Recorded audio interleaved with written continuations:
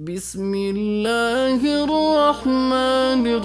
الرحيم ولقد خلقنا الإنسان من صلصال من حمأ مسنون والجان خلقناه من قبل من نار السموم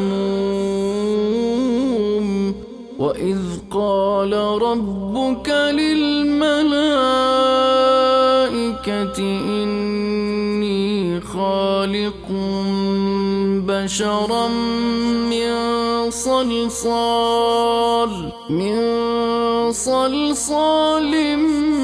من حمأ مسنون فإذا سويته ونفخت فيه من روحي فقعوا له ساجدين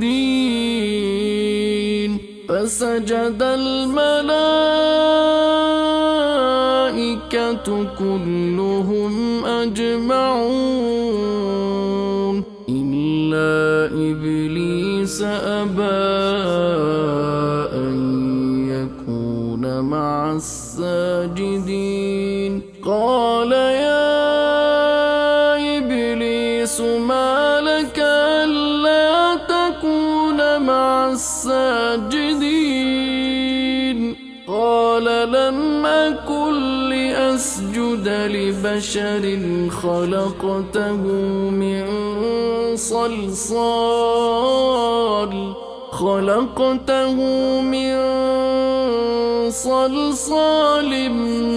من حمأ مسنون قال فاخرج منها فإنك رجيم وإن عليك اللعنة إلى يوم الدين قال رب فأنظرني إلى يوم يبعثون قال فإنك من المنظرين إلى يوم الوقت المعلوم قال رب بما أغويتني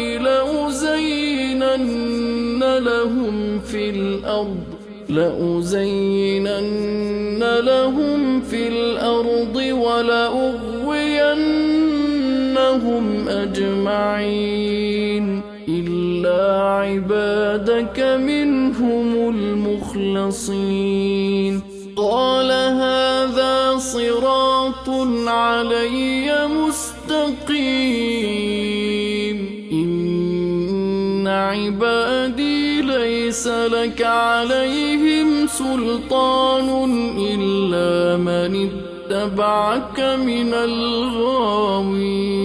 وإن جهنم لموعدهم أجمعين لها 7 أبواب لكل باب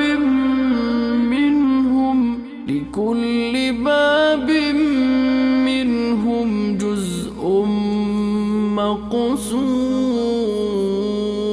إن المتقين في جنات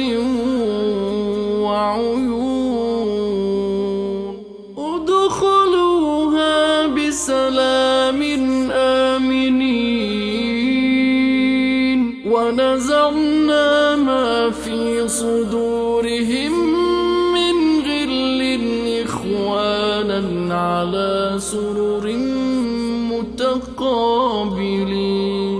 لا يمسهم فيها نصب وما هم